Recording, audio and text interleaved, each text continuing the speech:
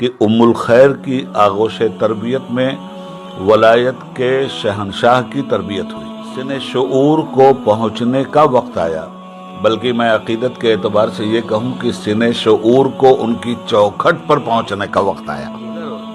یہ جو قادریت ہے، اس قادریت کی خشت اول وہی احمد ڈاکو ہوا جس نے سب سے پہلے غوث الاعظم کے ہاتھ میں ان کی کم سنی میں بیعت کیا۔ سب سے پہلا قادری وہی ہوا، اور اس کے بعد ہم سب کے سب قادری ہوئے ہیں۔ بنا لیا تھا ان کا جینا مرنا اوڑھنا بچھونا سب کچھ تعلیم دین تھی، تاکہ انسانیت کو کے مفاد عامہ کو ہر اعتبار سے محفوظ کیا جائے۔ یہ حضور حافظ ملت کی زندگی کا ایک مختصر سا خاکہ ہے جو میں نے آپ کے سامنے رکھا ہے۔ ناظرین السلام علیکم ورحمۃ اللہ وبرکاتہ۔ نیوز ٹوڈے اردو کے جتنے بھی ناظرین ہیں سبھی کے لیے خوشخبری ہے کہ آج ایک بار پھر خطیب الہند و سابق رکن پارلیمنٹ حضرت علامہ عبید اللہ خان اعظمی دامت ظلہ بخوشی خندہ پیشانی کے ساتھ شفقت نوازی کرتے ہوئے اور اپنی محبتوں کا اظہار فرماتے ہوئے ہمارے چینل میں تشریف لے کر آئے ہیں۔ حضرت اپنے ایک چاہنے والے عقیدت مند کی دعوت پر ایک تقریب شادی خانہ آبادی میں شرکت کے لیے تشریف لائے ہیں۔ اس وقت حضرت جامعہ اہل سنت تقویت الاسلام جھار بستی پاچورسیہ میں تشریف فرما ہے۔ جامعہ اہل سنت تقویت الاسلام جھار بستی پاچورسیہ ایک دینی اقامتی ادارہ جو تقریباً 100 سالہ قدیم ادارہ ہے، جہاں درجہ حفظ، درجہ ناظرہ، ابتدالیہ تا فضلت تک درس و تدریس کا مکمل نظام موجود ہے۔ اور خوشی کی بات یہ ہے کہ یہاں جامعہ اشرفیہ مبارک پور کا نصاب چلایا جاتا ہے، اور اس سے بڑی خوشی کی بات یہ ہے کہ یہاں اس وقت جو جامعہ کی سرپرستی اور صدارت کے فرائض انجام دے رہے ہیں وہ حضرت علامہ و مولانا اثبات حسین مصباحی دامت ظلہ ہیں۔ حضرت جہاں بھی اپنا قدم رنجا فرماتے ہیں وہاں وہ ادارہ ہو یا کوئی بھی جگہ ہو بفضل تعالیٰ ترقی کے راہ پر گامزن ہو جاتا ہے۔ اور ہم خصوصی بات چیت کے لیے حضرت علامہ عبید اللہ خان اعظمی کے پاس تشریف لے جاتے ہیں اور حضرت کی بارگاہ سے عرض کرتے ہیں۔ ربیع الاخر کا مہینہ چل رہا ہے، اور سب سے پہلے ہم آپ کا شکریہ ادا کرتے ہیں کہ آپ راضی ہوئے اور شفقت نوازی فرمائیں۔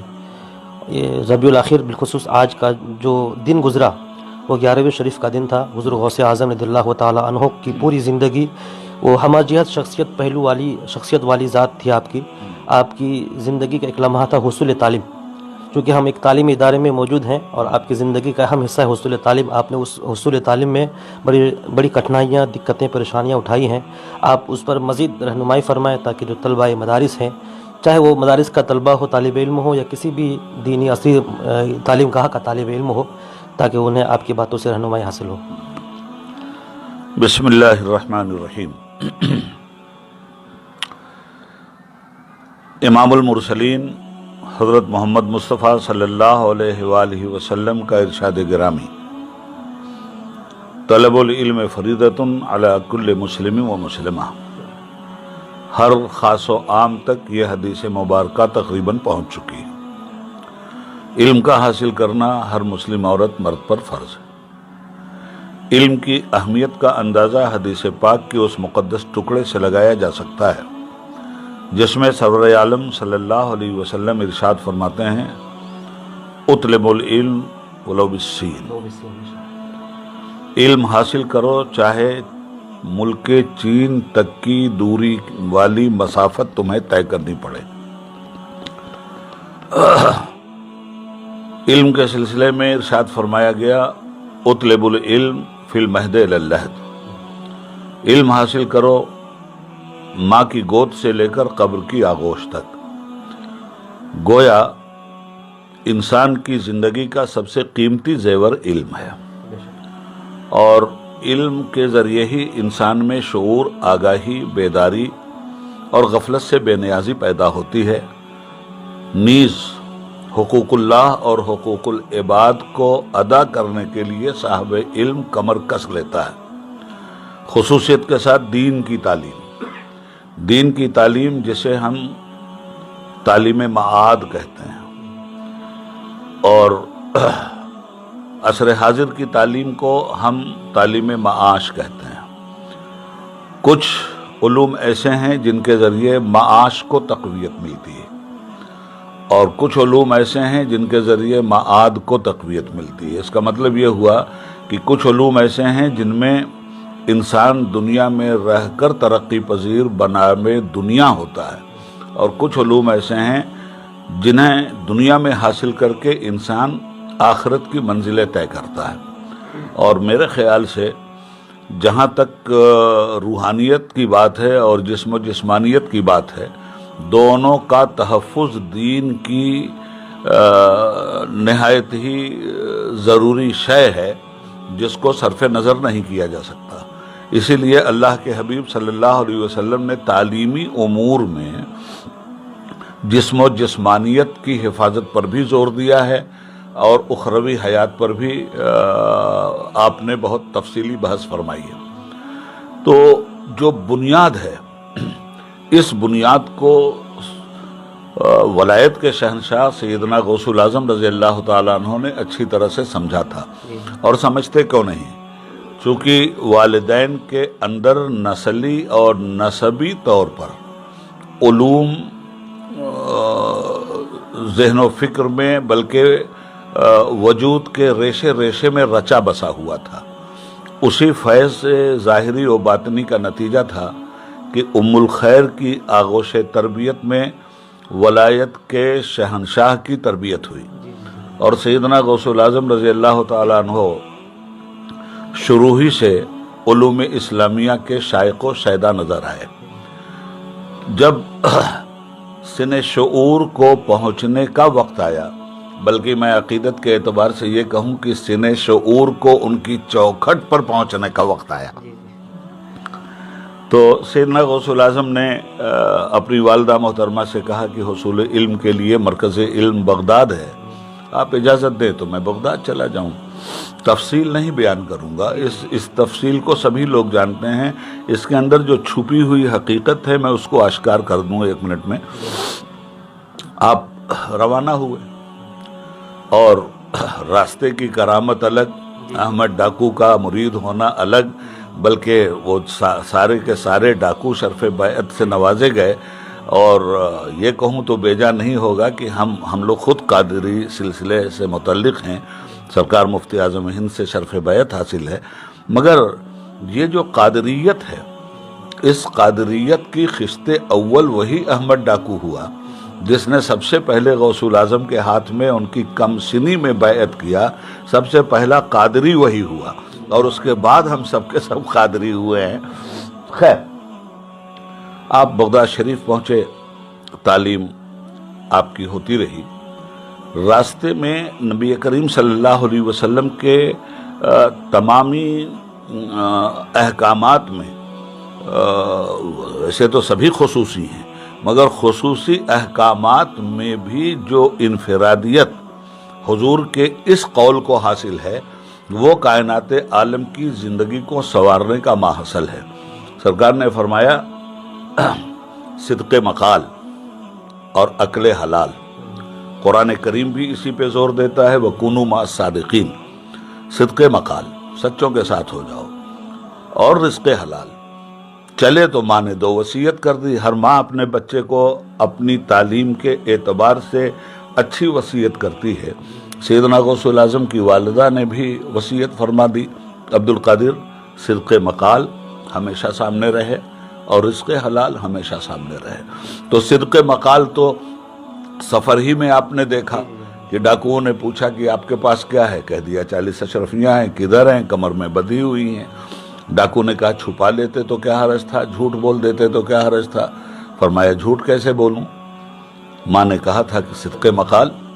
उस सिद्क़े मकाल का फैज़ ऐसा जारी हुआ कि उसी सच ने 40 डाकुओं को और जालिमों को दीन इस्लाम का मुबल्लिग बना दिया। तो एक तो हुजूर गौसुल आज़म का ये फेल रास्ते ही में अपना जलवा बिखेरने लगा। फिर आप पहुँचे बगदाद शरीफ, वहाँ इल्म हासिल करते रहे। धीरे धीरे पैसे भी खर्च हो गए। माँ को फिक्र थी कि बेटे को तकलीफ़ ना हो, तो एक सफ़ीर को, एक इंसान को आपने हुजूर गौसुल आज़म के वतन मालूफ से रवाना किया 40 अशरफियाँ देकर कि मेरा बेटा अब्दुल कादिर वहाँ पढ़ रहा है, पहुँचा दो इस अमानत को। वो बेचारे आए, तलाश करते रहे, تو عبد القادر کیا آسانی سے ملنے والے ہیں کیا؟ بڑی کوشش کیجئے تب کہیں عبد القادر تک پہنچنا ہوتا ہے، آسان نہیں عبد القادر تک پہنچنا۔ تو اور جو عبد القادر تک پہنچ جائے پھر وہ قادر تک پہنچنے کے لیے راستہ کھل جاتا ہے۔ خیر انہوں نے بہت تلاش کیا، نہیں ملاقات ہوئی، ادھر وہ بھی بھوک سے نڈھال۔ تو آپ لوگ جانتے ہیں یہ تاریخ میں ہے کہ انہوں نے سوچا کہ اب کیا کروں، تو انہوں نے بازار سے کھانا خریدا اور لے کر کے مسجد میں آئے۔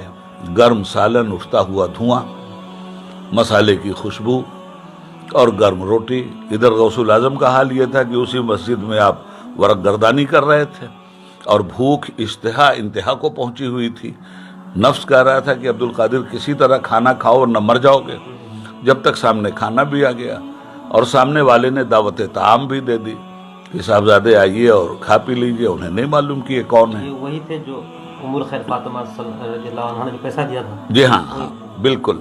تو اب وہ بتا رہا ہوں، اب انہوں نے دعوت طعام دے دی تو حضور غوث الاعظم کے نفس نے تو کہا کہ عبد القادر اس سے بہتر موقع نہیں ہے، بیٹھے بٹھائے کھانا آ گیا ہے۔ ہمارے جیسے لوگ تو اپنی کمزوری نفس کی بنیاد پر بلا تأمل آگے بڑھ جاتے، مگر جس نے حدیث مصطفیٰ کو اتنی باریکی سے پڑھا تھا اور جانا تھا، انہوں نے اپنے نفس سے لڑنا شروع کیا۔ نفس کہہ رہا کھا لو ورنہ مر جاؤ گے۔ غوث الاعظم کے سامنے ماں کا چہرہ آ رہا تھا، عبد القادر رزق حلال، یہ دوسری وصیت تھی۔ اب کوئی انسان کسی انسان سے یہ پوچھنے میں شرمندہ ہوتا ہے کہ بھائی صاحب آپ مجھے دعوت تو دے رہے ہو، پہلے یہ بتاؤ کہ حرام کے پیسے کا یہ کھانا آپ کا ہے یا حلال کے پیسے کا؟ یہ پوچھنا بڑا مشکل ہے۔ غوث الاعظم کے سامنے بھی یہ مشکل آئی کہ اب یہ تو پوچھ نہیں سکتا، مگر معلوم نہیں کس پیسے کا کھانا ہے، اور ماں نے رزق حلال کے لیے کہا ہے۔ تو آپ نے معذرت کر لی، تو ان کا صاحب اب آپ کھاؤ چاہے نہ کھاؤ، مجھے تو بہت بھوک لگی ہے، میں کھا لوں گا۔ اور ایک بات بتا دو، طالب علم ہو آپ یہاں کے؟ کہا ہاں۔ کہا کہ کوئی طالب علم جیلان کا عبد القادر نام کا بھی یہاں پڑھتا ہے؟ میں اس کی تلاش بسیار میں پریشان ہوا، اور پریشان ہونے کے بعد وہ بچہ مجھے نہیں ملا۔ مجبور ہو کر اب یہاں بیٹھا ہوں میں کھانا کھانے کے لیے، تو اگر آپ کو پتا ہو تو آپ بتا دیجئے۔ اور بھائی دیکھو میں تو مجبور ہو گیا، یہ اسی بچے کے پیسے سے کھانا لے کر کے کھا رہا ہوں۔ آپ کو معلوم ہے عبد القادر کہاں رہتے ہیں؟ تو ان کی ماں کا نام ام الخیر فاطمہ ہے، جیلان سے آیا ہوں، جیلان یا گیلان۔ تو سرکار غوث الاعظم کی آنکھوں سے آنسو ٹپک پڑے، اور آپ نے فرمایا اس ام الخیر ماں فاطمہ کا بیٹا تمہارے سامنے ہے، میں ہی عبد القادر ہوں۔ قدموں میں گر گیا۔ اسے کہا حضور اب تک تو میں نے آپ کو دعوت طعام دیا تھا، مگر مال آپ کا ہے، اب آپ مجھے دعوت طعام دیجئے کہ میں آپ کے ساتھ کھانا کھاؤں۔ تو صرف یہ دو چیزیں ہم سب لوگوں کو ذہن میں رکھنا چاہیے، ایک تو اکل حلال اور دوسرے صدق مقال۔ یہ دونوں ایسی خوبیاں ہیں جن کو غوث الورا نے اپنی عملی زندگی میں برت کر اپنے ماننے والوں کو ہی نہیں، ساری دنیا کی انسانیت کو ایک سبق دیا ہے۔ اور اگر ہم اسی پر عمل کر لیں، صدق مقال اور رزق حلال پر، تو یہ جو دنیا میں بدامنی پھیلی ہوئی ہے اور لوگ لوگوں کا حق مار رہے ہیں، جھوٹ بول کر اپنا مطلب نکالا جا رہا ہے، حرام کھا کر لمبی لمبی زبانیں دراز ہو رہی ہیں، آدمی اس سے بچ جائے گا اور حقدار کا حق بھی مل جائے گا۔ تو یہ دراصل تعلیم نبوی کا نتیجہ تھا، جس پر عمل کرنے کے بعد ایک انقلاب آیا۔ دنیا میں دستور جتنے بھی ہیں، ان دستوروں کے ذریعے انقلاب اسی وقت آ سکتا ہے جب ان دستوروں پر عمل کرنے والے لوگ مخلص بھی ہوں۔ پھر دنیا کے جو دستور ہیں وہ مکمل نہیں ہیں، مگر دین کی تعلیم کا یا دین کے کسی بھی گوشے کا دستور مکمل ہے، اور اس مکمل دین سے استفادہ حاصل کر کے انسان خلوص کے ساتھ کمر ہمت باندھ لے، تو اس دنیا میں اس وقت جو خلجان پیدا ہوا ہے اور لوگ اس میں مبتلا ہیں، اس سے نجات مل جائے گی۔ تو غوث الاعظم کا یہ دو عملی پیغام اور میسج ہے دنیا کے لیے: بولو تو سچ بولو، کھاؤ تو رزق حلال کھاؤ، تاکہ تمہاری عبادتیں بھی قابل قبول ہو سکیں اور تمہاری سچائی کے ذریعے جھوٹ کو شکست بھی ہو سکے۔ بے شک غوث اعظم رضی اللہ تعالیٰ عنہ نے اپنے دور طالب علم ہی میں وہ تبلیغ کا کام شروع کر دیا تھا۔ اپنی ماں کی نصیحت پر عمل کر کے آپ نے یہ پیغام دیا کہ کسی بھی صورت میں ماں کے احکامات کی حکم عدولی نہیں ہونی چاہیے، اور غوث اعظم نے اس کو عملی طور پر ثابت کیا ہے۔ ہم حضرت کی طرف رجوع کرتے ہیں اور پوچھتے ہیں کہ آپ حضرت کا چونکہ سفر حضر زندگی کا حضور حافظ ملت ابو الفیض رحمۃ اللہ علیہ رحمۃ الرضوان کے ساتھ گزرا ہے، سفر میں ساتھ رہے ہیں، حضر میں ساتھ رہے ہیں، اور تعلیمی میدان میں خدمت انجام دینے والی جتنی شخصیات ہیں ان میں سر فہرست حضور ابو الفیض کا نام آتا ہے۔ اور حضرت اور یہ ہم حضرت علامہ اثبات حسین مصباحی صاحب بھی اس کا ثبوت ہے، خود حضرت کی ذات حافظ ملت کی ان خدمت کا ثبوت ہے۔ اور میں بھی حضرت کے ابو الفیض کی بارگاہ میں اور حضرت کے ہاتھ سے بنیاد ڈالے گئے جامعہ شفیہ مبارک پور میں رہ کر تعلیم حاصل کی ہے۔ حضرت بتائیں کہ حضور حافظ ملت نے کی خدمت جو علمی تعلیمی خدمت ہے یہ پوری دنیا کے سامنے روز روشن کی طرح آیا ہیں، لیکن آپ چونکہ یہ ہم ابھی بات چل رہی ہے غوث اعظم کی علمی سفر کے بارے میں، تو حضور حافظ ملت کا کوئی ایسا عمل بتائیے جنہیں خود آپ عمل بھی کیا ہے، لوگوں پہ اس پر عمل کرنے کی ترغیب دی ہے علمی تعلیم میں۔ زمین کے اوپر کام، جی ہاں، زمین کے نیچے آرام، اور کام تعلیم دین، جس کے ذریعے انسانیت ارتقاء کی منزل طے کرتی ہے۔ تعلیم دین جس کے ذریعے حلال رزق کا راستہ نکلتا ہے اور پیغام پہنچتا ہے۔ تعلیم دین جو جہالت کے دلدل سے انسان کو نکالتی ہے اور ہاتھ میں اس کے شمع فروزہ دے دیتی ہے۔ تعلیم دین جو تکبر کے ماحول سے انسان کو نکالتی ہے اور تواضع کی زمین پہ چلنا سکھلاتی ہے۔ تعلیم دین جو بغاوت کے ماحول سے انسان کو نکالتی ہے اور عبادت مولا کی طرف راغب کرتی ہے۔ یہ وہ عمل ہے جس عمل کو 1 پوائنٹ پروگرام کے تحت حضور حافظ ملت رحمۃ اللہ تعالی علیہ نے اپنی زندگی کا حصہ بنا لیا تھا۔ ان کا جینا مرنا اوڑھنا بچھونا سب کچھ تعلیم دین تھی، تاکہ انسانیت کو کے مفاد عامہ کو ہر اعتبار سے محفوظ کیا جائے، اور انسان حقوق اللہ اور حقوق العباد کی اہمیت کو سمجھتے ہوئے صحیح معنوں میں شرف انسانیت سے اپنے آپ کو متصف کر لے۔ یہ حضور حافظ ملت کی زندگی کا ایک مختصر سا خاکہ ہے جو میں نے آپ کے سامنے رکھا ہے۔ بہت بہت شکریہ، بہت بہت شکریہ آپ کا۔ ناظرین، آپ دیکھ رہے تھے ابھی حضرت علامہ خطیب اہل سنت خطیب یورپ و ایشیا عبید اللہ خان اعظمی کو جو اپنی معلومات بہترین انداز میں بیان فرما رہے تھے، اور ہم سامعین حضرت کی باتوں کو سن کر فیض یاب ہو رہے تھے۔ امید ہے کہ یہ باتیں آپ کو پسند آئی ہوں گی۔ اسی طرح کی ہر طرح کی دینی، علمی، سماجی خبروں کی واقفیت کے لیے، خبروں کی خبر کے لیے ہمارے ساتھ جڑیں۔ نیوز اسٹوڈیو اردو کو فالو کریں۔ السلام علیکم۔